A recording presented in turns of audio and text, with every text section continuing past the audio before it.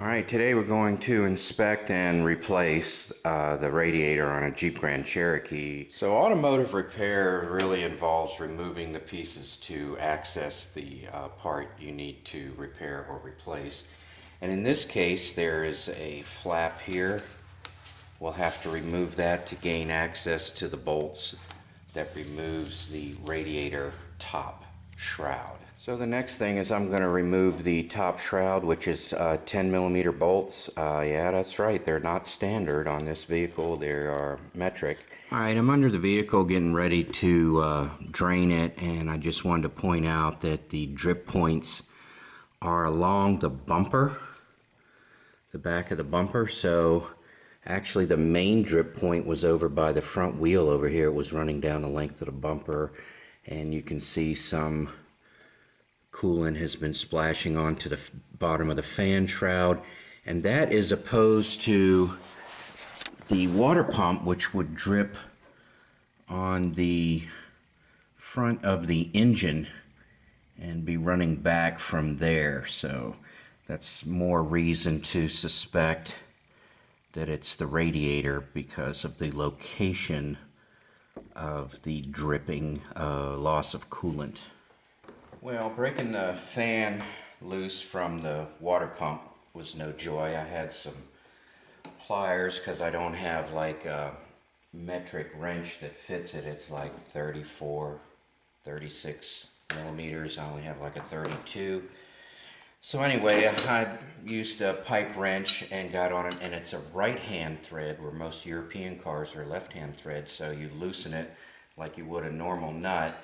And it was a little bit precarious. I had to take the belt off. It wouldn't hold it, so I had to put on a strap onto the water pump, and getting that all aligned, because my strap is made such that this was facing the engine, which made it tight.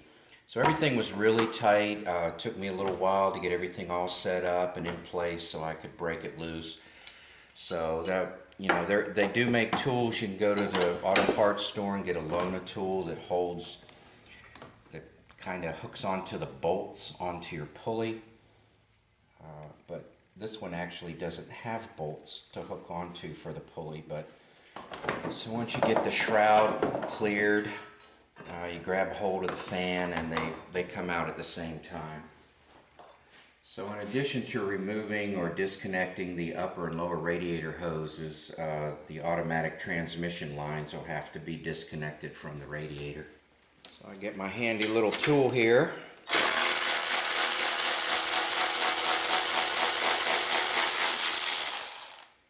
And I'll remove all the bolts here. And now I've broken them loose. I don't know if this particular tool would have been able to do that, but I just started them all loose, and now it's just undo them all. So in addition to getting all the bolts out, I'm going to have to remove the hood latch.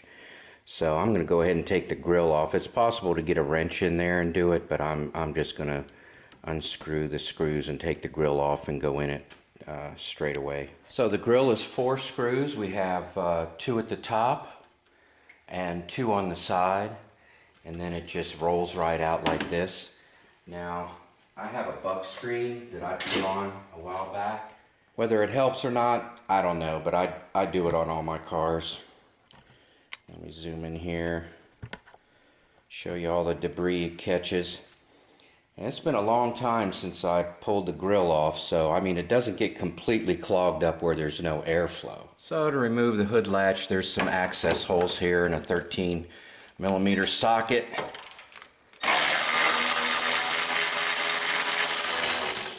There's 2 nuts that you want to be careful not to drop like that. So.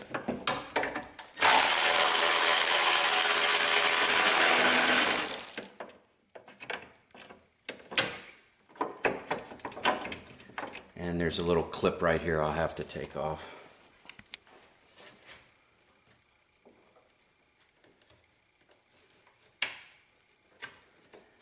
Alright, I have my little hidden screw out here, and it may be because there's a towing package, so your vehicle may or may not have this. And now this top piece here is free to come off.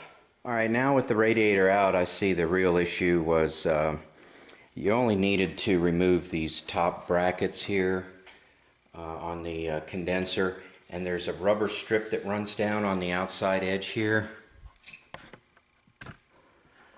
which is on the back side here, and that was kind of stuck to the radiator. So once I ran my hand down there to separate it, the radiator just was free and came right out. Well, right behind the transmission oil cooler, you can see a big pile of debris had built up on the air conditioning condenser, so I'll just vacuum that off. And well, the water pump is 6 years old with 60,000 miles, and it seems to be in good shape, but I am going to replace it. I wanted to do a separate video on that,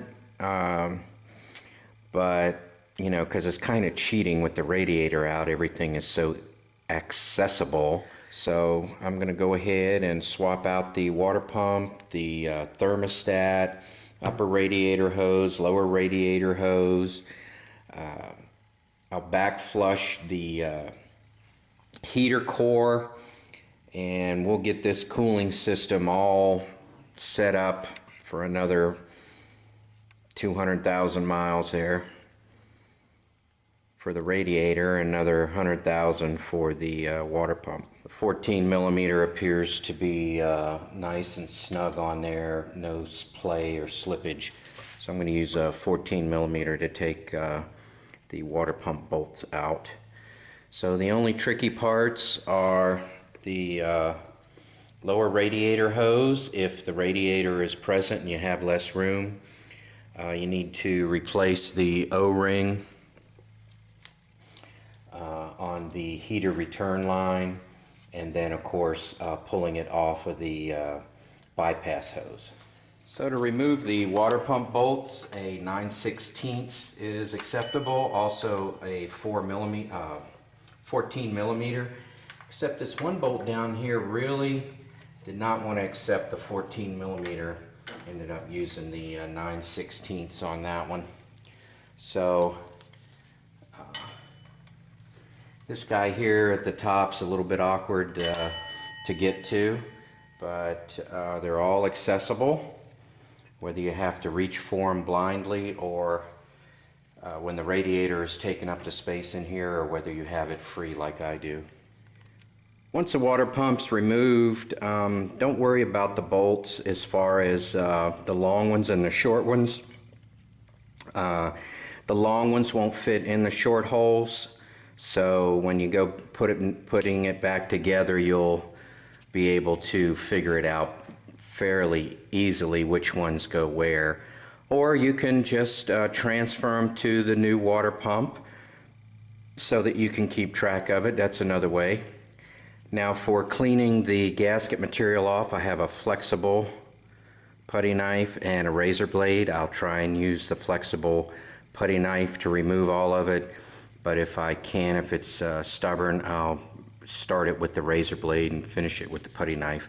I found that to be the most effective way to remove the gasket material. Here, I'll show you. Here's the putty knife. See, it's not really working, so I can just kind of start it with the razor blade, and then the putty knife can get underneath it where I started it with the razor blade.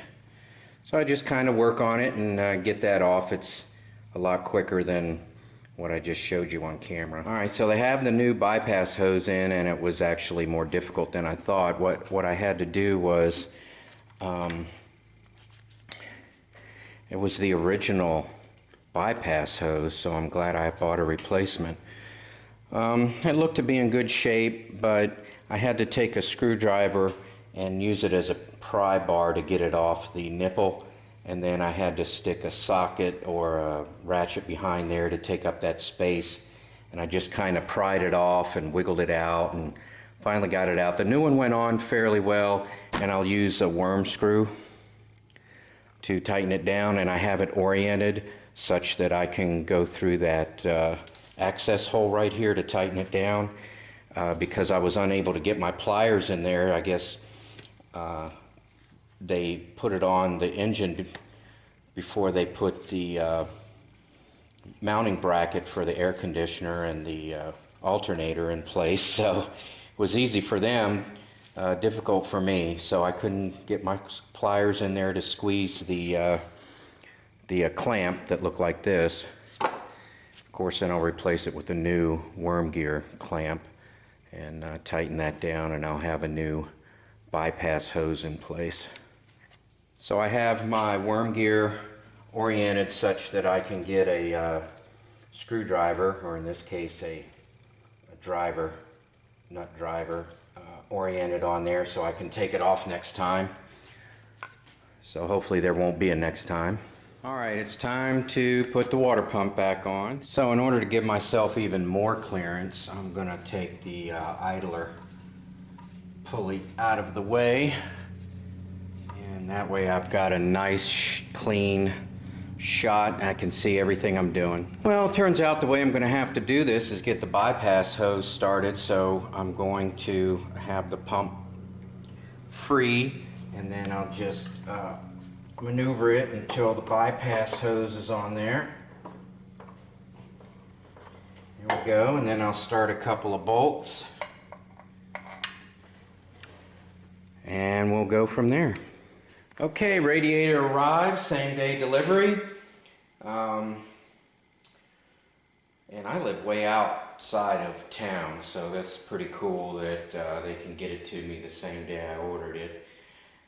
Anyway, it does look like I'm going to have to transfer some hardware. It looks like all the top pieces are going to have to be transferred, and I'll see what else needs to be taken off the old radiator and put on the new radiator. So now comes the fun part. The radiator has this peg or leg on the bottom of it, and I have to fish it through the bottom bracket in the condenser and into a grommet that's in the frame. So I need to line all those items up, and so while I do that, I'm not going to be recording it. Alright, so I'm making progress. I'm just you know, getting all my nuts and bolts together and figuring out where they came from.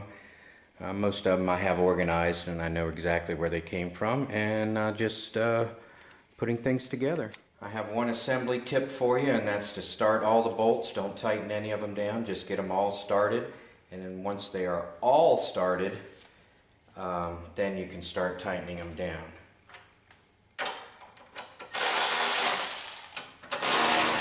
Past experience has taught me not to be cheap. You know, when doing a major job like this, you should put in a new thermostat, a new radiator cap, new hoses. You know, just don't be cheap. Spend a little extra money.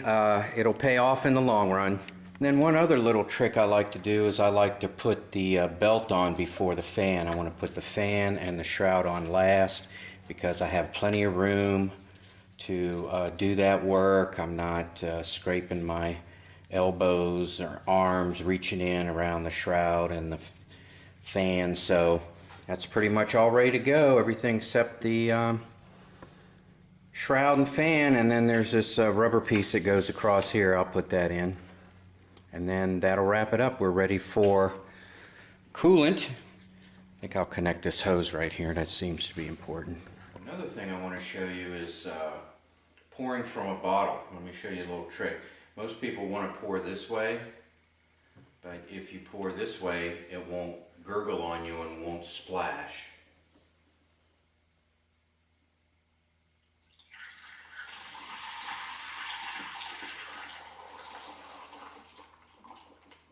See, it just pours out real nice. Okay, I think we're done here. It's filled up with coolant. There's no coolant dripping out the bottom. That's always a good sign. So I'll just close the hood and go for a test drive.